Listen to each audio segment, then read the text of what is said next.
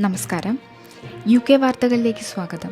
വിദേശ വിദ്യാർത്ഥികളെ ലഭിക്കാതെ വലഞ്ഞ് UK യൂണിവേഴ്സിറ്റികൾ. സ്റ്റഡി വിസയ്ക്കുള്ള അപേക്ഷകൾ ഈ വർഷം കുറഞ്ഞത് 40%. വാർത്തകൾ വിശദമായി. UK യൂണിവേഴ്സിറ്റികളിൽ പഠനത്തിനായി വിസയ്ക്ക് അപേക്ഷിക്കുന്നവരുടെ എണ്ണം കുറഞ്ഞു വരുന്നതായി ഹോം ഓഫീസ് രേഖകൾ പറയുമ്പോൾ യൂണിവേഴ്സിറ്റികൾ സാമ്പത്തിക പ്രതിസന്ധി അഭിമുഖീകരിക്കുകയാണ്. സ്പോൺസർ സ്റ്റഡി വിസയ്ക്കുള്ള അപേക്ഷകളിൽ 28% കുറവാണ് ഉണ്ടായിരിക്കുന്നത്. കൺസർവേറ്റീവ് പാർട്ടിയുടെ നേതൃത്വത്തിലുണ്ടായിരുന്ന മുൻ സർക്കാർ കൊണ്ടുവന്ന നിയന്ത്രണങ്ങളുടെ അനന്തരഫലമാണിത് എന്നാണ് പൊതുനിഗമനം. കഴിഞ്ഞ മാസം ഹോം ഓഫീസിന് ലഭിച്ചത് 28,200 സ്പോൺസേഡ് സ്റ്റഡി വിസയ്ക്കുള്ള അപേക്ഷകളായിരുന്നു. അതേസമയം 2023 ജൂൺ മാസം ലഭിച്ചത് 38,900 അപേക്ഷകളായിരുന്നു എന്നതോർക്കണം. സാധാരണയായി വേനൽക്കാലത്തിൻ്റെ അവസാനത്തോടെയാണ് വിസ അപേക്ഷകൾ കൂടുതലായി കിട്ടാറുള്ളത്. അതുകൊണ്ട് തന്നെ സെപ്റ്റംബർ ആകുമ്പോഴേക്കും സ്ഥിതിഗതികൾ മെച്ചപ്പെടും എന്ന പ്രതീക്ഷയിലാണ് യൂണിവേഴ്സിറ്റികൾ. എന്നാൽ അടുത്തിടെ ലഭ്യമായ ചില കണക്കുകളെ അടിസ്ഥാനമാക്കി ഗാർഡിയൻ പത്രം റിപ്പോർട്ട് ചെയ്യുന്നത് പ്രശ്നങ്ങൾ അവസാനിക്കുന്നില്ല എന്നതു മാത്രമല്ല, സ്ഥിതിഗതികൾ കൂടുതൽ വഷളാകാനാണ് സാധ്യതയെന്നാണ്. വിദേശ വിദ്യാർത്ഥികൾ UK യൂണിവേഴ്സിറ്റികളിലെ എൻറോൾമെൻറ്റുകൾ മാനേജ് ചെയ്യുവാൻ ഉപയോഗിക്കുന്ന എൻറോളി എന്ന സർവീസ് പറയുന്നത് UKയിലെ 31 യൂണിവേഴ്സിറ്റികളിലെ കണക്കനുസരിച്ച് വിദേശ വിദ്യാർത്ഥികളെ സ്വീകരിക്കുമ്പോൾ ലഭിക്കുന്ന ഡെപ്പോസിറ്റിൽ ജൂലൈ അവസാനം വരെ 41% കുറവുണ്ടായിട്ടുണ്ട് എന്നാണ്. ഡിജിറ്റലൈസേഷനിൽ ഇന്ത്യ ലോകരാജ്യങ്ങൾക്ക് മാതൃകയെന്ന് ടോണി ബ്ലെയർ. വിശദമായ വാർത്തയിലേക്ക്. കഴിഞ്ഞ 10 വർഷങ്ങൾ കൊണ്ട് ഇന്ത്യ മാറിയതുപോലെ മറ്റൊരു രാജ്യവും മാറിയിട്ടില്ലെന്ന് മുൻ കേന്ദ്രമന്ത്രി Rajeev Chandrasekhar. Future of Britain conference 2024 പങ്കെടുത്ത് സംസാരിക്കുകയായിരുന്നു രാജീവ് ചന്ദ്രശേഖർ.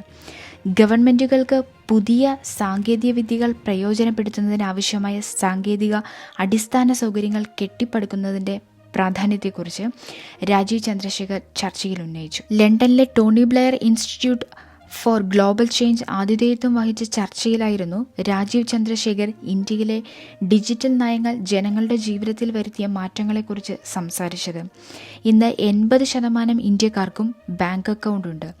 ഗവൺമെൻറ് നൽകുന്ന സബ്സിഡികൾ നേരിട്ട് അവരുടെ ബാങ്ക് അക്കൗണ്ടുകളിലേക്ക് എത്തുന്നു. മുൻപ് കേന്ദ്ര സർക്കാരിൽ നിന്നും ജനങ്ങൾക്ക് 100 രൂപ കൊടുത്താൽ അതിൽ 15 രൂപ മാത്രമായിരുന്നു അവരുടെ കൈകളിൽ എത്തിയിരുന്നത്.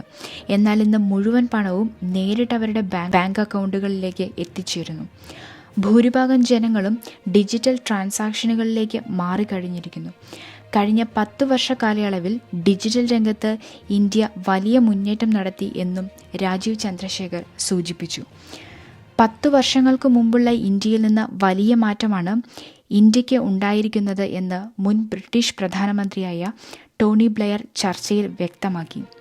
ബ്രിട്ടൻ്റെ ഏറ്റവും വലിയ പരാജയം അവർ സ്വയം പരിശോധന നടത്തുന്നില്ല എന്നതാണ്. ലോകം വികസിച്ചുകൊണ്ടിരിക്കുന്ന രീതി മനസ്സിലാക്കാൻ യഥാർത്ഥത്തിൽ ഇപ്പോഴും ബ്രിട്ടന് കഴിഞ്ഞിട്ടില്ല. എന്നാൽ ഇന്ത്യ ഇപ്പോൾ ഡിജിറ്റൽ രംഗത്ത് ബഹുദൂരം മുന്നിട്ടു. ആ ഊർജ്ജമാണ് രാജീവ് ചന്ദ്രശേഖറിന്റെ വാക്കുകളിൽ നിന്നും കാണാൻ കഴിഞ്ഞത് എന്നും ടോണി ബ്ലെയർ അഭിപ്രായപ്പെട്ടു. ലണ്ടനിൽ മൃതദേഹങ്ങൾ അടങ്ങിയ സ്യൂട്ട് കേസ് കണ്ടെത്തിയ സംഭവത്തിൽ ഒരാൾ അറസ്റ്റിൽ. വാർത്ത വിശദമായി.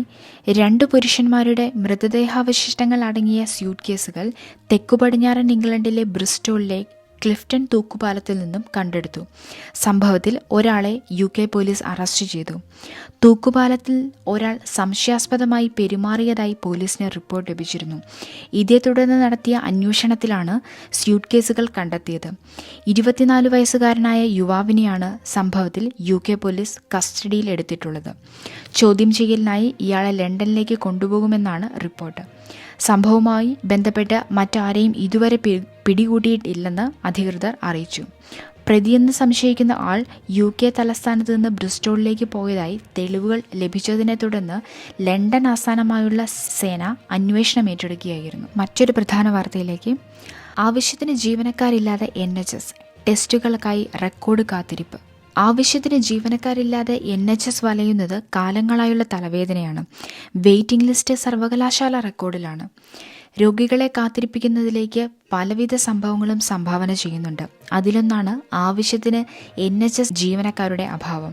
പ്രത്യേകിച്ച് ഡയഗ്നോസ്റ്റിക് ടെസ്റ്റുകൾ നടത്തുന്ന ജോലിക്കാരുടെ ക്ഷാമം വലിയ പ്രതിസന്ധിയാണ് സമ്മാനിക്കുന്നത്. ക്യാൻസർ സ്കാൻ ഉൾപ്പെടെയുള്ള ഡയഗ്നോസ്റ്റിക് ടെസ്റ്റുകൾക്ക് വമ്പൻ വെയിറ്റിംഗ് ലിസ്റ്റാണ് NHS ഇംഗ്ലണ്ടിലുള്ളതെന്ന് കണക്കുകൾ വ്യക്തമാക്കുന്നു. ക്ലിനിക്കൽ റേഡിയോളജിസ്റ്റുകളുടെ കുത്തനെയുള്ള ഇടിവ് പ്രതിസന്ധിയാണെന്ന് ഡോക്ടർമാർ മുന്നറിയിപ്പ് നൽകുന്നുണ്ട്. വ്യാഴാഴ്ച പുറത്തുവന്ന കണക്കു പ്രകാരം ഡയഗ്നോസ്റ്റിക് വെയിറ്റിംഗ് ലിസ്റ്റ് 16,58,221 എന്ന റെക്കോർഡിലാണ്. 10 വർഷം മുൻപത്തെ ഇരട്ടി ആളുകൾ കാത്തിരിപ്പിലാണ്. CT സ്കാനിങ്ങും MRIയുമായി ഏകദേശം 5 ലക്ഷം രോഗികൾ കാത്തിരിക്കുന്നുണ്ട്. ബർമിംഗ്ഹാമിലെ 5 വയസ്സുകാരി ഹന്ന മേരിയുടെ വിയോഗത്തിന്റെ വേദനയിൽ മലയാളി സമൂഹം. വാർത്ത വിശദമായി. ബർമിംഗ്ഹാമിൽ പനി ബാധിച്ച് ചികിത്സയിലിരിക്കെ അപ്രതീക്ഷിതമായി വിടവാങ്ങിയ 5 വയസ്സുകാരി ഹന്ന മേരി കണ്ണീരോർമ്മ. വോൾവർഹാംപ്റ്റണിലെ ബിൽസൺ ഫിലിപ്പ് ജെയ്മോൾ വർക്കി ദമ്പതികളുടെ മകൾ ഹന്ന മേരി ഫിലിപ്പാണ് ചികിത്സയിലിരിക്കെ മരിച്ചത്. പനി വിട്ടുമാറാത്തതിനെ തുടർന്ന് കഴിഞ്ഞ 1 മാസമായി ചികിത്സയിലായിരുന്നു പെൺകുട്ടി. വിദഗ്ധ ചികിത്സയ്ക്കായി Birmingham women's and children's NHS ഹോസ്പിറ്റലിൽ പ്രവേശിപ്പിക്കുകയും ചെയ്തിരുന്നു. എന്നാൽ ചികിത്സയിൽ തുടരവെ ഹൃദയാഘാതം സംഭവിച്ചതുമൂലം ഹന്ന മരണത്തിന് കീഴടങ്ങുകയായിരുന്നു. മല്ലപ്പള്ളിയിലെ തുരുത്തിക്കോട് സ്വദേശി ബിൽസൺ ഫിലിപ്പ് 8 മാസം മുൻപാണ് ഹന്നയെയും ഇളയ സഹോദരൻ ആൽബിനെയും കൂട്ടി UK-യിലെത്തുന്നത്. ഹന്നയുടെ അമ്മ നഴ്സായ ജെയ്മോൾ സ്വകാര്യ കെയർ ഹോമിൽ ജോലി ചെയ്തു വരികയായിരുന്നു. കായിക വാർത്തകളിലേക്ക് സ്വാഗതം. ഇംഗ്ലണ്ട് വീണ്ടും ഫൈനലിൽ തോറ്റു. സ്പെയിൻ യൂറോകപ്പ് സ്വന്തമാക്കി. യൂറോകപ്പ് 2024 കിരീടം സ്പെയിന് സ്വന്തം.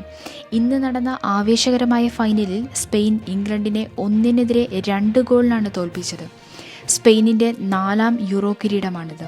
മുൻപ് 1964, 2008, 2012 എന്നീ വർഷങ്ങളിൽ സ്പെയിൻ യൂറോ കിരീടം നേടിയെടുത്തിരുന്നു. ഇന്ന് ബെർലിനിൽ ആദ്യ പകുതിയിൽ 2 ടീമുകളും വളരെ കരുതലോടെയാണ് കളിച്ചത്. അതുകൊണ്ട് തന്നെ അധികം അവസരങ്ങൾ ഇരു ടീമുകളും ആദ്യ പകുതിയിൽ സൃഷ്ടിച്ചില്ല. 2ാം പകുതിയുടെ തുടക്കത്തിൽ തന്നെ ഗോൾ വന്നതോടെയാണ് കളിക്കൊരു വേഗത വന്നത്. മത്സരത്തിൻ്റെ 47ാം മിനിറ്റിലായിരുന്നു ഈ ഗോൾ.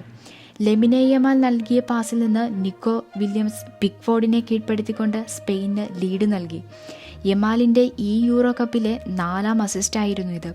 ഈ ഗോളിന് ശേഷം കാര്യങ്ങൾ മാറി. അറ്റാക്കുകൾ ഇരു ടീമുകളിൽ നിന്നും വന്നു. 60ാം മിനിറ്റിൽ ഹാരി കെയ്നെ പിൻവലിച്ച സൗത്ത്ഗേറ്റ് വാറ്റ്കിൻസിനെ കളത്തിലിറക്കി. 65ാം മിനിറ്റിൽ യമാലിൻ്റെ ഗോളെന്നുറപ്പിച്ച് ഒരു ഷോട്ട് പിക്ഫോർഡ് തടഞ്ഞു. സബ്ബായി എത്തിയ പാൾമർ ഇംഗ്ലണ്ടിൻ്റെ രക്ഷകനായി. 73ാം മിനിറ്റിൽ വലതു വിങ്ങിൽ നിന്ന് സാഗ ആരംഭിച്ച അറ്റാക്ക് ബെല്ലിംഗ്ഹാമിലേക്ക് എത്തി. ജൂഡിൻ്റെ പാസ് തൻ്റെ ഇടംകാലുകൊണ്ട് മനോഹരമായി വലയിലെത്തിച്ചാണ് പാൽമർ ഇംഗ്ലണ്ടിന് സമനില നൽകിയത്. 81ാം മിനിറ്റിൽ ഒരവസരം കൂടെ യമാലിന് ലഭിച്ചു. ഇത്തവണയും പിക്ഫോർഡ് ഇംഗ്ലണ്ടിൻ്റെ രക്ഷകനായി. എന്നാൽ അധികനേരം പിക്ഫോർഡിന് ഇംഗ്ലണ്ടിനെ സമനിലയിൽ നിർത്താൻ കഴിഞ്ഞില്ല. 87ാം മിനിറ്റിൽ ഹുക്കോറയുടെ ഒരു ക്രോസിൽ നിന്ന് ഓയർസബാലിൻ്റെ ഫിനിഷിംഗ്. സ്കോർ 2-1. പിന്നെ ഇംഗ്ലണ്ടിന് മടങ്ങി വരാൻ അധികനേരം ഉണ്ടായിരുന്നില്ല. 90ാം മിനിറ്റിൽ ഇംഗ്ലണ്ടിലെ 2 ഹെഡറുകൾ ഗോൾ ലൈനിൽ നിന്ന് തടഞ്ഞ് സ്പെയിൻ ലീഡ് നിലനിർത്തി. പിന്നെ ലഭിച്ച 4 മിനിറ്റ് എക്സ്ട്രാ ടൈമിലും ഇംഗ്ലണ്ട് ആഞ്ഞു ശ്രമിച്ചുവെങ്കിലും പരാജയം ഒഴിവായില്ല. 60ാം മിനിറ്റിൽ ഹാരി കെയ്നെ പിൻവലിച്ച സൗത്ത്ഗേറ്റ് വാറ്റിങ്സിനെ കളത്തിലിറക്കി. 65ാം മിനിറ്റിൽ യമാലിൻ്റെ ഗോളെന്ന് ഉറപ്പിച്ച ഒരു ഷോട്ട് പിക്ഫോർഡ് തടഞ്ഞു. സബ്ബായി എത്തിയ പാൾമർ ഇംഗ്ലണ്ടിൻ്റെ രക്ഷകനായി. 73ാം മിനിറ്റിൽ വലതുവിങ്ങിൽ നിന്ന് സാഗ ആരംഭിച്ച അറ്റാക്ക് ബെല്ലിംഗ്ഹാമിലേക്ക് എത്തി. ജൂഡിൻ്റെ പാസ് തൻ്റെ ഇടംകാലുകൊണ്ട് മനോഹരമായി വലയിലെത്തിച്ചാണ് പാൾമർ ഇംഗ്ലണ്ടിന് സമനില നൽകിയത്. 81ാം മിനിറ്റിൽ ഒരവസരം കൂടെ യമാലിന് ലഭിച്ചു. ഇത്തവണയും പിക്ഫോർഡ് ഇംഗ്ലണ്ടിൻ്റെ രക്ഷകനായി. എന്നാൽ അധികനേരം പിക്ഫോർഡിന് ഇംഗ്ലണ്ടിനെ സമനിലയിൽ നിർത്താൻ കഴിഞ്ഞില്ല. 87ാം മിനിറ്റിൽ ഹുക്കോറയുടെ ഒരു ക്രോസിൽ നിന്ന് ഓയർസബാലിൻ്റെ ഫിനിഷിംഗ്. സ്കോർ 2-1. പിന്നെ ഇംഗ്ലണ്ടിന് മടങ്ങി വരാൻ അധികനേരം ഉണ്ടായിരുന്നില്ല. 90ാം മിനിറ്റിൽ ഇംഗ്ലണ്ടിൻ്റെ 2 ഹെഡറുകൾ ഗോൾ ലൈനിൽ നിന്ന് തടഞ്ഞ് സ്പെയിൻ ലീഡ് നിലനിർത്തി. പിന്നെ ലഭിച്ച 4 മിനിറ്റ് എക്സ്ട്രാ ടൈമിലും ഇംഗ്ലണ്ട് ആഞ്ഞു ശ്രമിച്ചെങ്കിലും പരാജയം ഒഴിവാക്കാൻ സാധിച്ചില്ല. പുതിയ വാർത്താവിശേഷങ്ങളുമായി എത്തുന്നതുവരെ നന്ദി, നമസ്കാരം.